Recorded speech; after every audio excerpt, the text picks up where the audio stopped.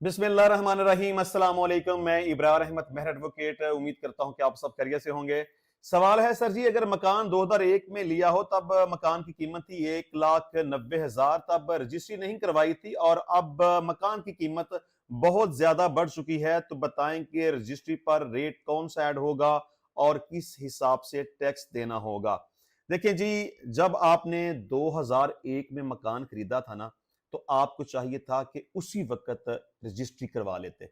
अगर आप उस वक्त रजिस्ट्री करवाते तो शेड्यूल रेट के मुताबिक उस वक्त का जो भी शेड्यूल रेट होता उस वक्त के मुताबिक आपको कीमत अदा करना पड़ती और उसके मुताबिक ही आपको टैक्सेस अदा करना पड़ते। लेकिन आप अब लेट हो चुके हैं। अब आप माजी में नहीं जा सकते। मतलब कि अब 2001 वाला रेट नहीं लगेगा।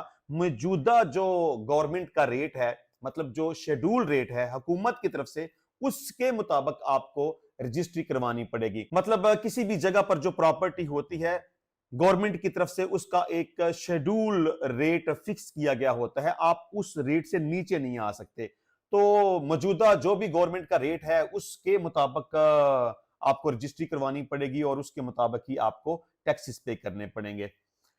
सवाल है सर, एक शख्स जिसकी दो बेटियां हों, क्या उसकी जायदाद में से उसकी बहन को भी हिस्सा मिलेगा? अगर मिलेगा तो कितना मिलेगा अगर इस शख्स के पास 40 कनाल रकबा हो?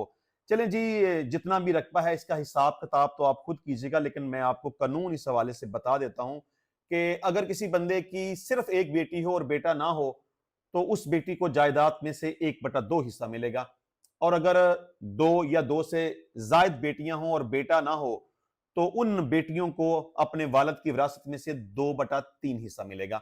अब इस शख्स की दो बेटियां हैं, तो इसका मतलब यह है कि इन बेटियों को अपने बाप की जायदाद में से 2/3 हिस्सा मिलेगा। अब जो प्रॉपर्टी बच जाएगी वो किधर जाएगी? अगर तो मां बाप हयात हैं तो उनकी तरफ जाएगी, और अगर मां बाप हयात नहीं है तो इस सूरत हाल में फिर भाई और बहनों की तरफ जाएगी। तो अब मुझे नहीं पता कि इस बंदे के कितने भाई हैं और कितनी बहनें हैं, लेकिन अगर मां बाप नहीं हैं तो फिर जो भी प्रॉपर्टी बचेगी वो हिस्से के हिसाब से भाइयों की तरफ भी जाएगी और बहनों की तरफ भी जाएगी। अच्छा जी, सवाल है कि अगर शोहर अपनी सारी जायदाद अपनी पहली बीवी को दे और दूसरी बीवी को कुछ ना दे, तो दूसरी बीवी क्या करे?